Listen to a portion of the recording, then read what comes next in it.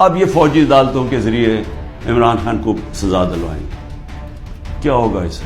میں تو تیار ہوں، میں تو ہر چیز کے لیے تیار بیٹھا ہوں، ہر جگہ ہر دوسرے دن عدالتوں میں پھر رہا ہوں، جا رہا ہوں. کوئی یہ نہ مجھے کہے کہ میں یہ جو ان دو بڑے ڈاکوؤں کی طرح دم دبا کے باہر بھاگ جاؤں، کیونکہ ان کو کرپشن اتنی انہوں نے کی ہوئی. ہمیشہ یہ باہر بھاگ جاتے ہیں، وہاں سے پھر این آر او لے کے ڈیل کر کے پھر واپس آ جاتے ہیں. میں یہی ساری کیسز لڑوں گا، اور میں ملٹری کورٹ میں بھی لے کے جائیں وہاں بھی کیس لڑوں گا.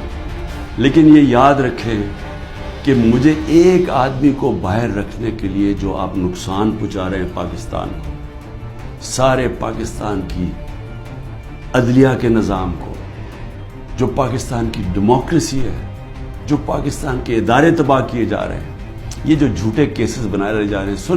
سوچیں کہ یہ جب آپ پولیس کو اس طرح کام کروائیں گے پولیس سے، تو وہ اپنے بھی کام کریں گے.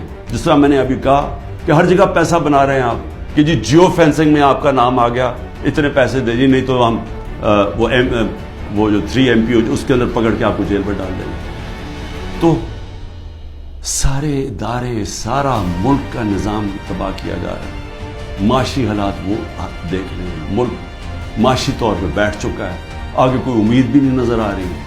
یہ جو بجٹ پیش کیا دنیا مذاق اڑا رہی ہے، پیسہ کدھر سے آئے گا ان کو یہ نہیں پتا.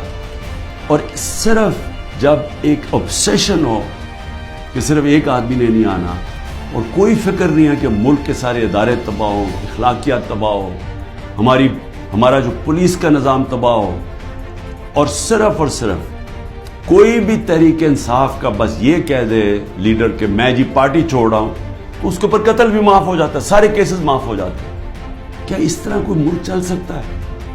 کیا ایسے ملکوں کو بنانا ریپبلک نہیں کہتے؟ میں اس لیے آخر میں کہتا ہوں، اب دیکھیں، میں اس لیے بات چیت کی بات کر رہا ہوں، اپنے ملک کا مجھے فکر پڑی ہوئی ہے. یہ ملک ادھر جا رہا ہے جدھر کوئی سنبھال نہیں سکے گا. میں اس لیے یہ کہہ رہا ہوں کہ ابھی بھی ٹائم ہے بات چیت کرنے کا، اور بات چیت کرنے کا یہ پی ڈی ایم کے لوگوں سے کوئی فائدہ نہیں ہے، کیونکہ ان کے ہاتھ میں کچھ نہیں ہے. یہ تو ڈرے ہوئے ہیں کہ سارا وقت جی عمران خان کو ملٹری کورٹ میں. سوچیں کہ ڈیموکریٹس بھی کہتے ہیں کہ جی کسی کو ملٹری کورٹ میں ٹرائی کریں، کیونکہ اتنے ڈرے ہوئے ہیں الیکشن سے.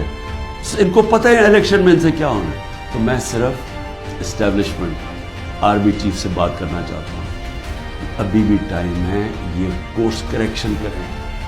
یہ ملک جس طرف جا رہا ہے یہ آپ بھی نہیں، کوئی نہیں کنٹرول کر سکے گا.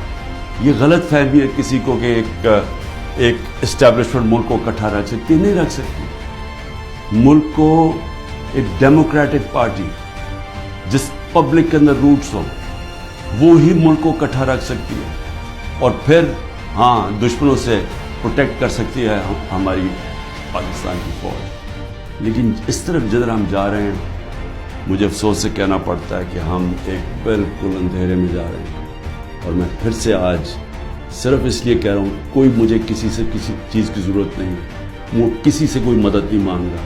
میں کوئی نہیں کہہ رہا میرے کیسز ختم کر دو، میں سارے کیسز اٹینڈ کروں گا. میں صرف یہ کہہ رہا ہوں کہ پاکستان کو بچائیں. یہ ملک جس طرف جا رہا ہے، یہ جس طرف یہ لے کے جا رہے ہیں، اور جو آگے پلان بنا ہوا ہے کہ اور بھی پارٹیز کھچڑی بنا کے اور چھوٹی چھوٹی پارٹیز کے اندر بندر بانٹ ہو جائے، اور اس سے کوئی چینج آ جائے گا ملک میں، اس سے اور تباہی آئے گی آگے. ان کو نہیں تو کہتے ہیں ہم آپ کو پکڑ کے اندر ڈال دیں گے، کیونکہ اب تو کسی کو بھی پکڑ سکتے ہیں. یہ تو لائسنس مل گیا ہے اس ملک میں ظلم کرنے کا. آپ کسی کو بھی پکڑ کے جیل میں ڈال دیں، جی ایم پی او کے اندر جیل میں ڈال دیے. یعنی یہ میں سوال یہ پوچھتا ہوں کہ کوئی خوف خدا ہے؟ کیا آپ کو ڈر ہے کہ آپ کتنی دیر زندہ رہیں گے؟ آپ کو اوپر والے کو جواب دینا پڑے گا کہ یہ جو آپ کر رہے ہیں اپنے لوگوں سے.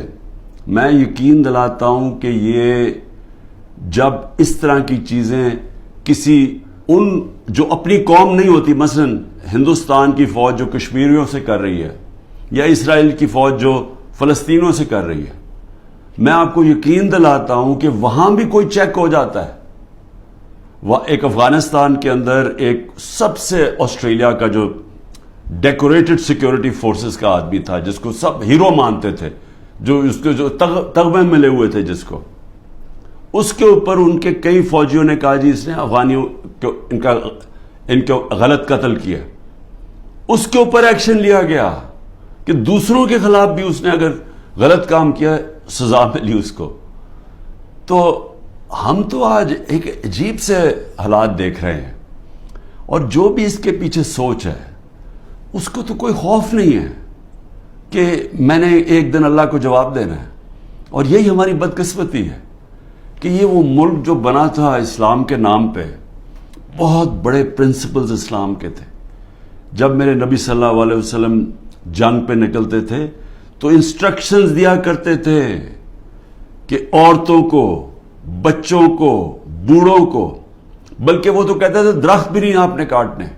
یعنی ایسی جو ہمارا جو سویلائزیشن، جو ہمارا عظیم لیڈر تھا، وہ کس طرح کی ایک سوچ رکھتے تھے انسانیت کے طور پہ، اور پھر جو ان کا انصاف کا پیمانہ تھا وہ کس لیول کے اوپر تھا، اور اس لیے تو وہ دنیا کی عظیم قوم بنے.